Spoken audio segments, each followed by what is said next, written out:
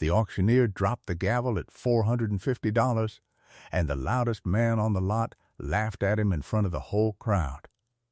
Harlan Beck did not laugh back. He just lowered his hand, the bid already his, and looked at what he had bought, a collapsed farm sawmill sunk into the ground at the edge of the yard where the sawshed had fallen in around it years before and the field had grown up through the works.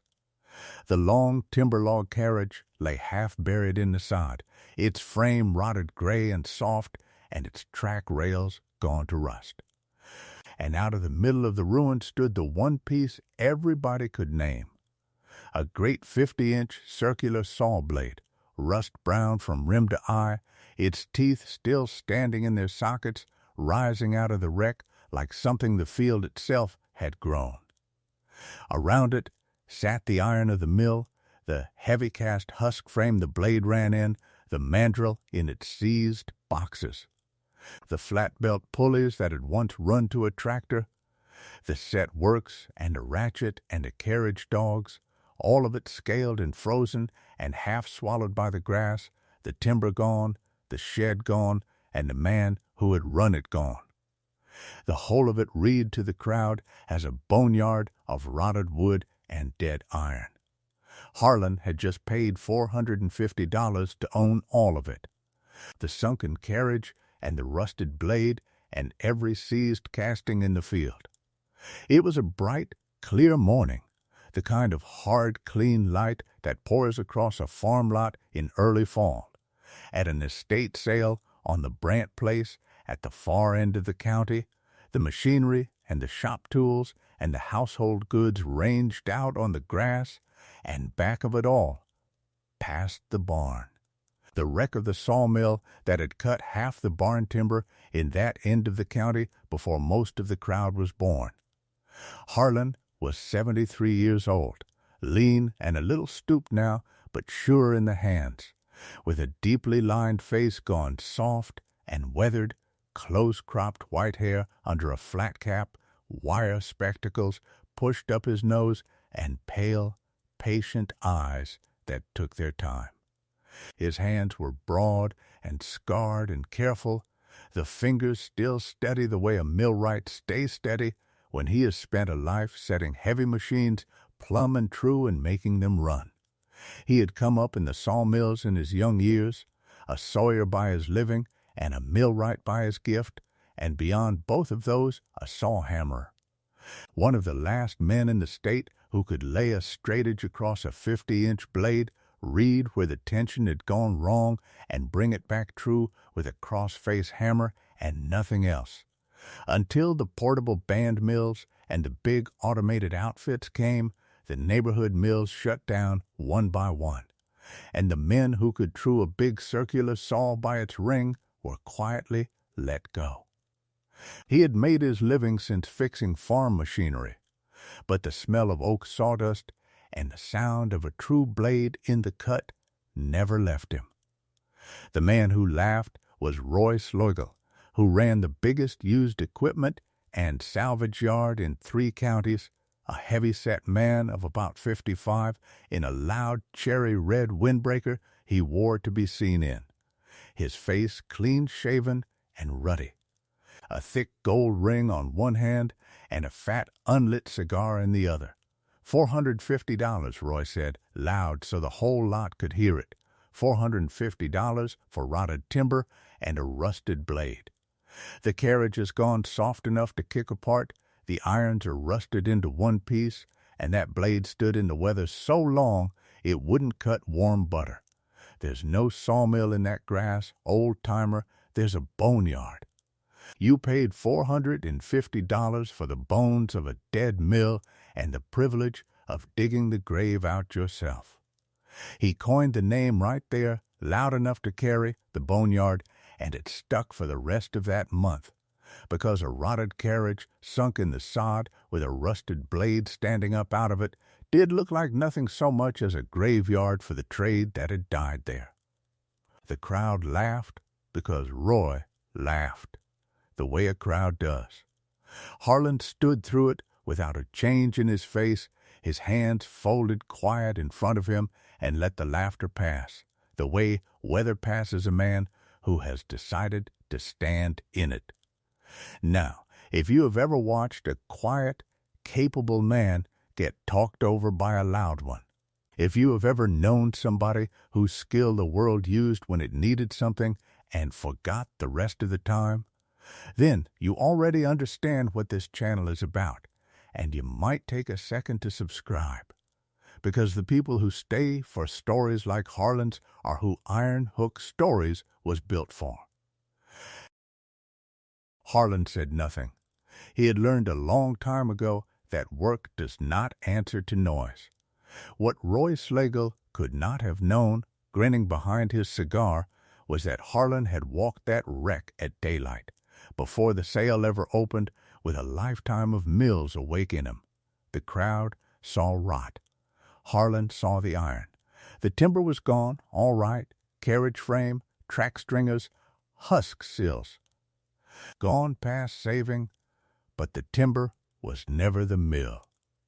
The iron was the mill, and the iron was all there. The heavy-cast husk frame sat square and unbroken under its scale. The mandrel lay true in its boxes, and its journals, when he wiped a thumb of grease from one end, came up smooth and unscored under sacking somebody had wrapped and tied there. The set works were complete to the last pawl. The ratchet and the head blocks and the carriage dogs lay where the falling shed had let them down.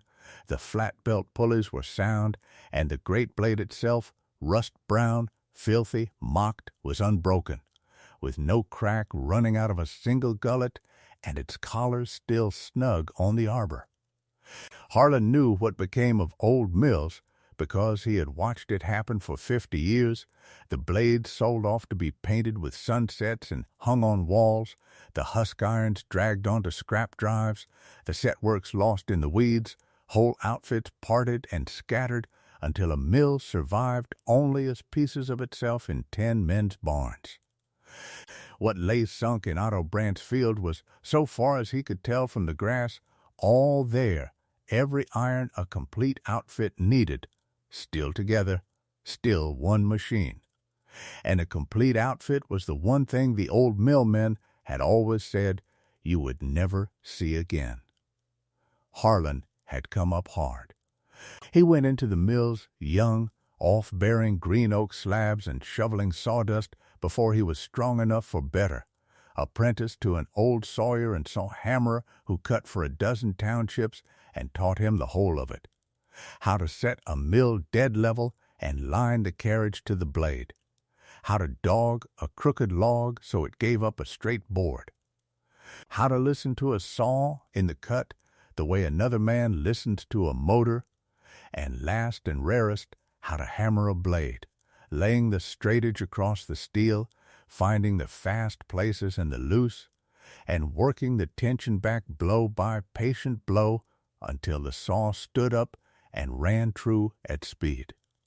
He and his wife, Ada, had followed the work through the good years, Harlan sawing. Ada keeping the tally sheets and the books in her careful hand at every mill he ran, until the band mills and the factory outfits came and the neighborhood mills went quiet one at a time, and the county had no more use for a man who could true a blade by its ring. Ada had died after a long illness, and they had buried no family of their own. And after she was gone, he lived alone in a small house behind his shop with his rows of tools and his quiet. The town had a use for his wrench and no use at all for his trade. He knew that. A man who had spent his life making crooked timber come out straight could no more walk past the county's last whole mill going for scrap than walk past his own life, so he bid, because he had seen. Under the rot, the one thing that did not belong. If you've made it this far into Harlan Beck's story, hit subscribe, because what happens next is the part I've been waiting to tell you. He let them sell the rest of the estate first, the tractors and the tillage and the shop tools knocked down to the farmers and to pickers, while Harlan waited out by the fallen shed. When the auctioneer finally worked his way back to the sawmill and called for a bid, Roy glanced over, called out his joke, and not one other hand went up. Harlan raised one finger, and the gavel came down at $450. He paid cash, signed the slip, and spent the better part of 2 days out there with a flatbed, a chain hoist, a spade, and a couple of strong backs, cutting the sod away from iron that had lain in it for 20 years and lifting every casting like something that could still be broken. The blade came out last, crated between 2 sheets of plywood, and he drove it home at 20 miles an hour, the way a man hauls glass. The story got around the town before the flatbed was unloaded. By Monday, people who had not spoken 20 words to him in years stopped him outside the filling station to ask, grinning, whether he meant to sell tickets the day the boneyard cut its first board. Gil Purdy, who ran the hardware counter, said it plainer, that there was nothing left in a mill that had been rained on for 20 years but scrap weight and heartache and 2 winters wasted, and that no man Harlan's age had any business standing next to a 50-inch saw anyhow. Harlan was buying penetrating oil by the case, Babbitt metal, saw files, and a swage, and a leather flat belt long enough to reach a tractor, and did not look up. "We'll see," he said, and that was the whole of his answer. He had spent a life learning that a mill is either right or it isn't, and the noise a crowd makes has nothing to do with which. But Harlan did not go tearing into it in the daylight with the town still grinning. He got every iron home and laid out on blocks and benches in the long shed behind his shop, and then he went at it the slow way, alone, through the fall and the first winter. The way a man goes at anything a careful hand once built and time has nearly taken back. He did not rush. He freed the seized castings a part at a time, soaking and warming and coaxing until the mandrel turned in his hands. He melted and poured new Babbitt boxes and scraped them to a sliding fit. He cleaned the husk frame to bare iron, squared it, and painted it against the weather. And where the timber had rotted away from the iron, he built it back, bought and hewed white oak, framed a new carriage and new track stringers and new husk sills to the old pattern, boring every bolt hole to match iron that had been drilled before his father was born, so that by spring the surviving ironwork of Otto Brand's mill sat bolted down into new oak the way it had sat when it was young. It was the blade he saved for last, the blade and the last of the hardened grease on the big castings, and it was the iron itself that gave the whole thing up. 2 things came out of that first winter that Harlan told nobody about for a while. The first came off the husk frame. Cleaning the last of the grease from the big casting one night, his wire brush came away from raised letters, and he set the brush down and worked the rest bare with a rag and his thumb cast into the iron of the frame itself. Proud and plain, once the scale of 90 seasons was off it, Hartwell Machine Works, Marlow, Pennsylvania, No. 1, and stamped small and deep into the squared end of the mandrel, under the sacking Otto Brandt had tied over the journals a serial number 11. The second thing was wired to the mandrel itself, under that same greased sacking, a brass shipping tag gone green. The maker's stamp on the face of it, and on the back, scratched deep with a nail in a farmer's hand, 5 words, all here. Don't part her out. Otto Brandt had greased every journal, wrapped every bright surface, and tied his one instruction to the heart of the mill before the shed ever came down. He had meant to save her, and had run out of years instead. Down at the filling station they were still asking when the boneyard would cut. Harlan stood in the cold shed with the tag in his hand and sat down slow on the sawdust box, because he knew what a Hartwell No. 1 was, and he knew what it meant that all of it was here. The mill had its own long, hard history, and the town had let it go for scrap without once asking after it. It ran back to the great age of the farm sawmill, in the years after the First War, when a small works could still cast and machine a whole mill outfit and sell it into the townships, and every neighborhood had a mill that cut its barns and its bridges and its coffins out of its own timber, belted first to steam traction engines and then to the flat pulleys of the early tractors. The Hartwell Machine Works of Marlow, Pennsylvania was one of the small ones, and the number 1 was its first pattern and its best. Heavier in the husk than it had any need to be, a set works the old machinist praised 50 years on, maybe a few hundred built before the big factory outfits undersold the little shops and the works closed its doors for good. Time was crueler to the mills than to the works. When the trade died, the outfits were parted the way Harlan had watched all his life. Blades one way, irons another, carriages left to rot where they stood until the pattern survived only in pieces, and the register of the old iron counted not one complete number 1 anywhere. Otto Brandt had been the last custom sawyer in the county, cutting his neighbor's barn timber on serial number 11 into the 1950s, and when the work finally left him, he had done the one thing nobody else troubled to do: greased her, wrapped her, tagged her, and waited for strength enough to raise the shed roof back over her.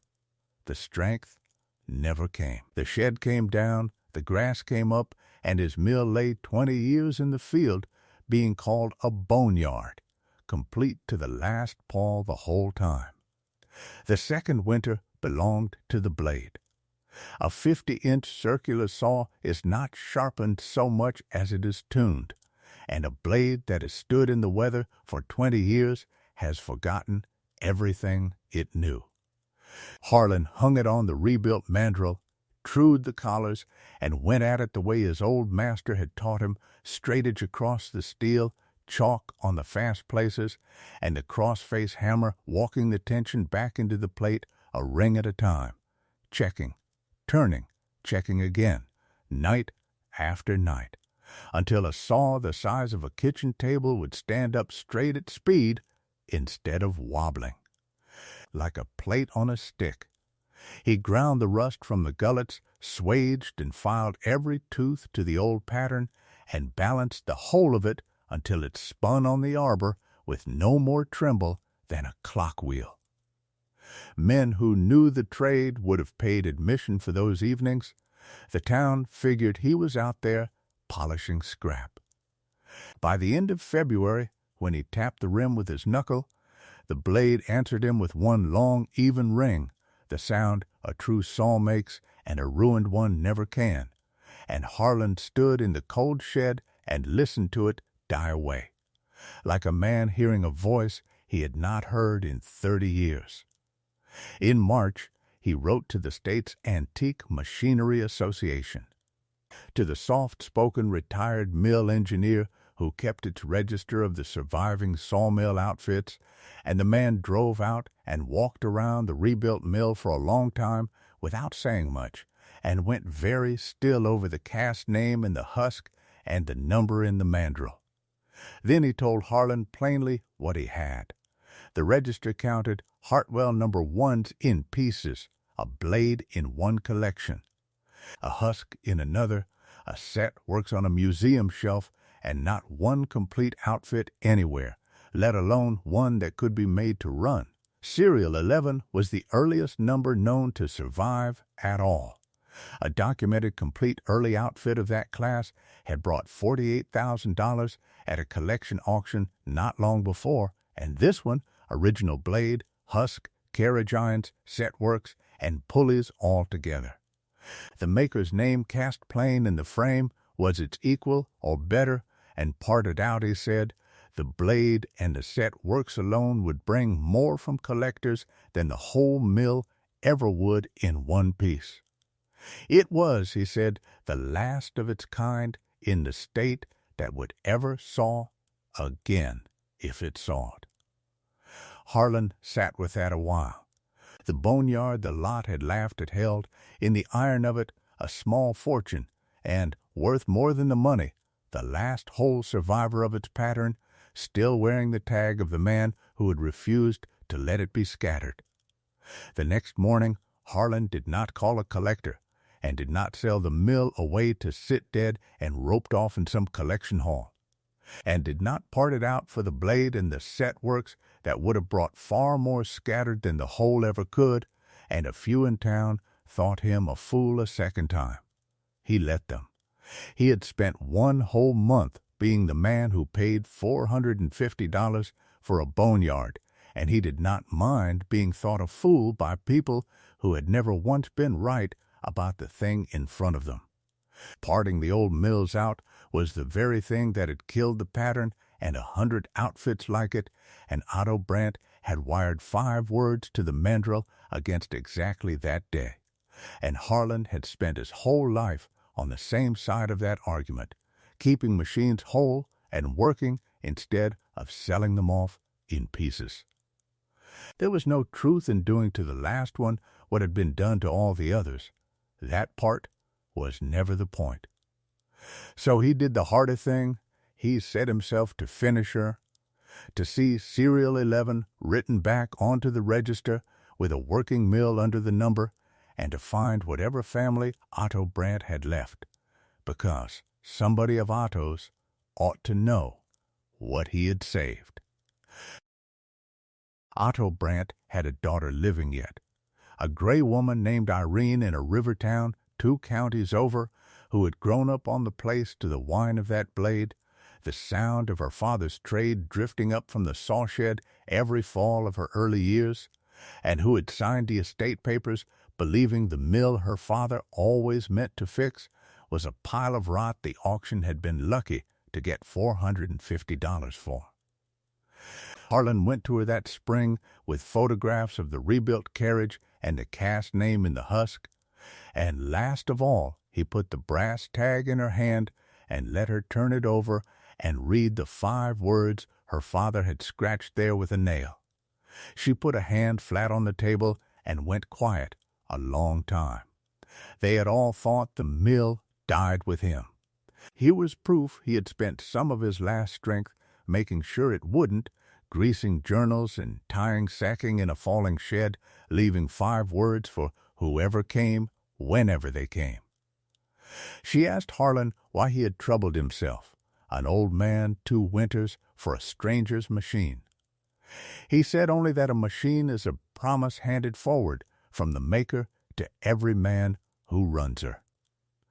And that iron doesn't die, it waits, and that he had nobody of his own to leave a thing to, and had rather leave the county its mill back. The first Saturday in May, Harlan belted the mill to his old tractor and let it be known, in the offhand way such things are let be known, that he meant to put a log through her.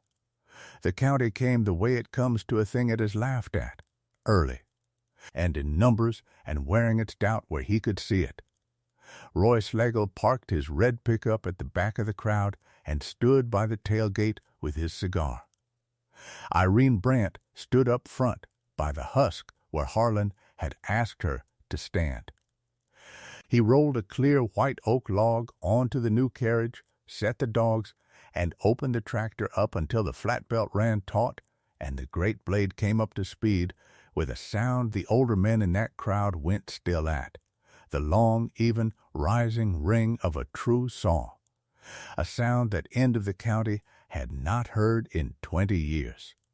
Then he stood to the levers the way he had stood to them for 50 years, and walked the carriage into the cut. The blade took the oak the way a true blade does, steady and unhurried, the sawdust throwing white and sweet, and the length of the log peeled away in one pass and fell to the off-bearer's side, an inch-thick oak board, straight as a die and smooth as a plain door. The first board the mill had sawed in a lifetime. Harlan shut her down, picked the board up off the pile, sighted down at once, and handed it to Irene Brandt. Nobody laughed. Somewhere at the back of the crowd, a red pickup pulled out early. They kept the mill working where the county could see it and hear it. The association wrote serial number 11 back onto the register as the only complete Hartwell number 1 known, and the last one anywhere that worked, and every fall after, the mill saw it at the county steam and gas show. The husk painted and lettered Hartwell No. One to the old pattern, Otto Brandt's brass tag, framed under glass on a post beside it, with the 5 words turned out for everybody to read. Word of it went around the town the same as the laughter had, only quieter, and the people who had called Harlan a fool let the name the boneyard drop and did not pick it up again. Roy Slagle was not run out of business and was not made a villain. He was simply a man who had laughed loud at a thing he never bothered to walk up to, and the next time he held court at a sale the others did not lean in so far.